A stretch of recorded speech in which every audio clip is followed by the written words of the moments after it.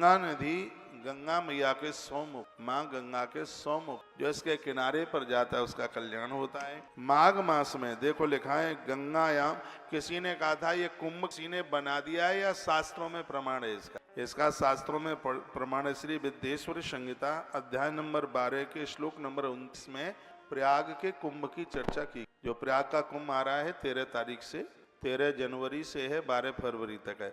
लिखा गंगाया माघ मासे तु तथा कुंभ गते रवु। जब सूर्य कुंभ राशि में होते हैं उस समय श्री प्रयाग में कुंभ का मेला लगता है। माघ मेला तो हर वर्ष ही लगता है। माँ तो गंगा सरस्वती और यमुना का पावन ये तट किनारा होता है। माघ मास में सूर्य के कुंभ राशि स्थिति होने पर और इस महीने में जो श्री प्रयाग में जाते हैं और श्राद्धम च तथा पिंडदानम, अपने पूर्वजों के लिए श्राद्ध करते हैं, पिंडदान करते हैं, तिल और अन्न का दान करते हैं। वंशद दई पितृणाम च कुल उद्धातरम विदु। उस समय पक्के 2 कुल तो तर ही जाते हैं। कौन कौन सा? एक पिता का और एक माता का, ये दोनों कुल ननिहाल और पितृपक्ष दोनों का कल्याण। आप जो भी धर्म सदकर्म करते हैं, ऐसे पिताजी वाला दादा बाबा वाला तो कुल तरता ही है, लेकिन इससे मामा मामी नाना नानी वाला भी कुल। भागवत जी में तो त्रिसप्तमी, तीसरा और बता दिया है, ससुराल वाला भी। इसलिए धार्मिक जामाता मिले तो ये बड़े पुण्य हैं, ये चीजें बड़े पुण्य। तत्तीर्थे च तन्मासी स्नान इंद्र पद प्रदम। कहा गया है माघ के महीने में कोई, यहाँ माघ के महीने में कोई श्री प्रयाग में पहुंचता है, उस व्यक्ति का, उन लोगों का वैभव देवराज इंद्र की तरह बढ़ जाता। समय मिले तो जरूर जाना। ये अब आ रहा है ये कुंभ, 29 तारीख से लेकर 29 जनवरी से हम भी उधर ही है। कुंभ की महिमा बताई गई। पुण्य क्षेत्र कृतम पापम बहुधा रिद्ध वृक्ष। पुण्य क्षेत्रों में किया गया पाप हमें समाप्त कर देता है और पुण्य क्षेत्रों में किया गया पुण्य हमें आबाद कर देता है, हमें तरक्की दे देता है, हमें उन्नति देता है। पुण्य क्षेत्र कृतम पापम महदंड पिजायते। पुण्य क्षेत्रों में कभी भी अपराध, कभी भी पाप नहीं होना चाहिए।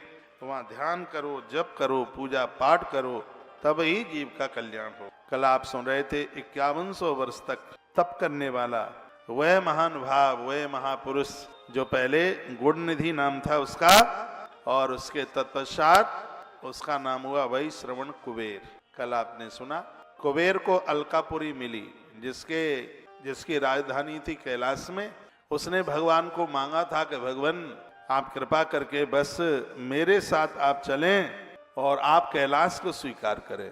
भगवान काशी से यात्रा आरंभ करी और अपने करोड़ों करोड़ों गणों के साथ में वो कैलाश पहुंचे, अकेले नहीं गए।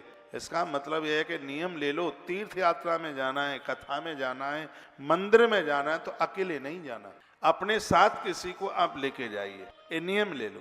ये भगवान शिव की कथा कहते। मैं कभी अकेला तीर्थ यात्रा को नहीं जाता, मेरे साथ में बहुत बड़ी भीड़ होती है, बहुत लोग होते हैं, क्योंकि तीर्थ करने से भी तीर्थ कराने की महिमा और ज्यादा। आप अपने साथ में जितने भी लोगों को लेकर के जाओगे तो दशांश उसका पुण्य आपके खाते में ऑटोमेटिक पहुंचेगा। और आनंद की बात यह है कि उसका कम नहीं होगा और आपको 10 गुना बढ़ जाएगा। इसलिए तीर्थ यात्रा के लिए अकेले नहीं, कथा के लिए अकेले नहीं, रोज अपने साथ 1-2 संग लेके आया करो। और आपके इस प्रयास के द्वारा यदि किसी का जीवन बदलता है तो इससे बड़ी और कोई दौलत नहीं है। इधर सुनिएगा आप।